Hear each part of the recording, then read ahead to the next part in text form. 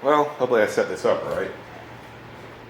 Hi, and welcome to Smith and Short Dogs. I'm Smith. Short is out at work, so she won't be joining us today.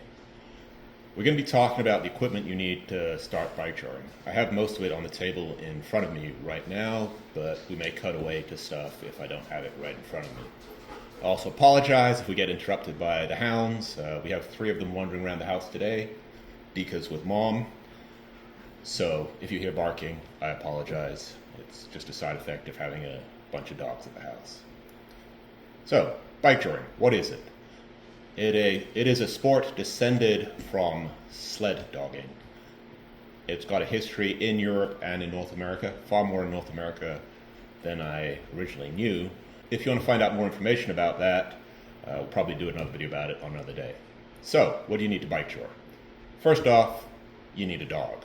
What kind of dog? Again, we'll probably get into a separate video about that. However, any high energy dog that's willing to pull will probably work for you. Doesn't really matter if they're big or small unless you're actually trying to race, in which case you probably want a dog in about the 70 to 95 pound range. Next thing you're going to need is a way to harness your dog up. We have a few examples here on the table. We have kind of the traditional or X-back harness. We have the short style harness, and at a pinch, I wouldn't recommend this for long-term use, but for just starting out, see if you want to get involved. These are really cheap. You can get like a tactical harness. Again, I wouldn't recommend these for long-term use, but for 1 or 2 runs, you should be okay. Advantages and disadvantages, again, I'll go into that a little bit more in a detailed video, but I prefer this style. Short prefers this style, and this style is probably only good in a pinch. Next thing you need is a way to attach your dog to your bike. We use this style of attachment. It's a rope with a bungee built in, so if your dog suddenly speeds up, it doesn't get a shock. It gets a resistive pull instead of a sudden shock. There's 2 brands that I would recommend. One brand is called Nonstop Dogwear. They are out of Europe. They tend to be a little bit more expensive. It costs about $70 for their version. I believe this version costs about $35, $40. This one has been slightly modified. They usually come with this style of attachment. Those aren't legal for most race leagues. You have to use something like this. Short, when she's not racing, just uses one of these because it's a little bit easier to hook up and unhook.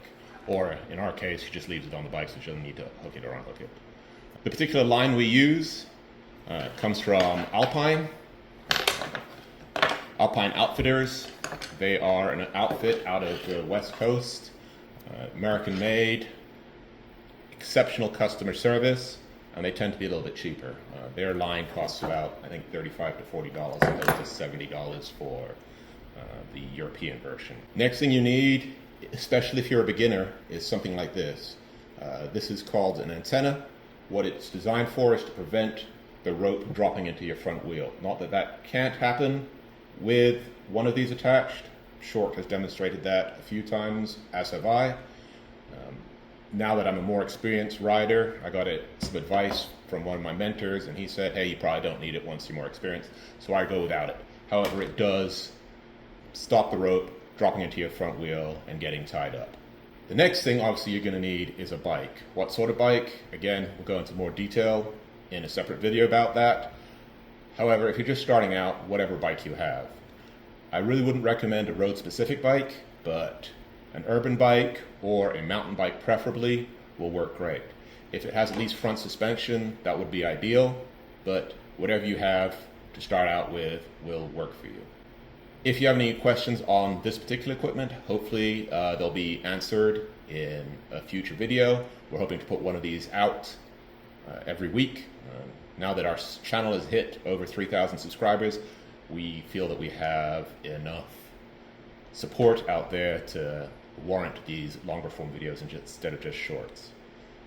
If this is your first time watching us, thanks and welcome. Love to have you here. If you've been here for a while, thanks again. We really appreciate the support. And if you have found anything I've said useful, please feel free to like and subscribe. It helps us out a massive amount. Again, thanks again. I'm Smith from Smith and Short Dogs. Y'all have a great one.